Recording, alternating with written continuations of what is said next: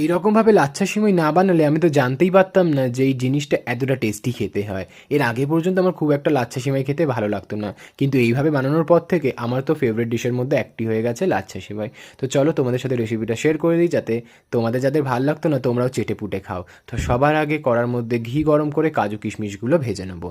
তারপর ঘি অ্যাড করে আরেকটু ওর মধ্যে লাচ্ছা সিমাইগুলো এবার ভেজে নেওয়ার পালা। মোটামুটি পরিমাণ তোমাদের বলে দিচ্ছি, 200 গ্রাম যদি সিমাই নাও তাহলে মোটামুটি 1 লিটার দুধ। তো এখানে ভাজার সময় অ্যাড করে দেবো চিনি আর গুঁড়ো দুধ বা মিল্ক পাউডার দিয়ে ভালো করে 8 থেকে 10 মিনিট ভেজে নেবো। যতটা সুন্দরভাবে ভাজবে অতটাই ভালো খেতে হবে। এদিকে দুধ জাল দিতে বসিয়ে দিয়েছি, দুটো এলাচ আর দারচিনি দিয়ে। এদিকে যতক্ষণ জাল হচ্ছে এদিকে সিমাইটা ভাজা ভাজা হচ্ছে। তারপর এখানে অ্যাড করে দেবো দুধটা ফুটে যাওয়ার পর চিনি আর 1 চিমটে নুন। এর বেশি কিন্তু নুন দেবে না, তাহলে নোনতা হয়ে যাবে। একদম 1 চিমটি চিনিটাকে বা মিষ্টিটাকে ব্যালেন্স করার জন্য।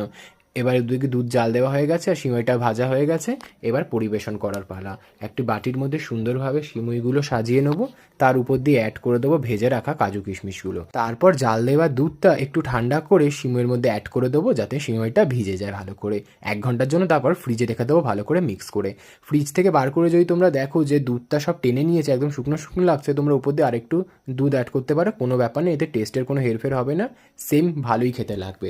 ব্যাস, এবার খাওয়ার জন্য রেডি। তোমরা অবশ্যই বাড়িতে এইভাবে বানিয়ে দেখো। আর তোমাদের কার কার সিমাই ফেভারিট কমেন্ট করো। আর আমার ভিডিওটি ভালো লেগে থাকলে লাইক, ফলো, সাবস্ক্রাইব। দেখা হচ্ছে পরে ভিডিও।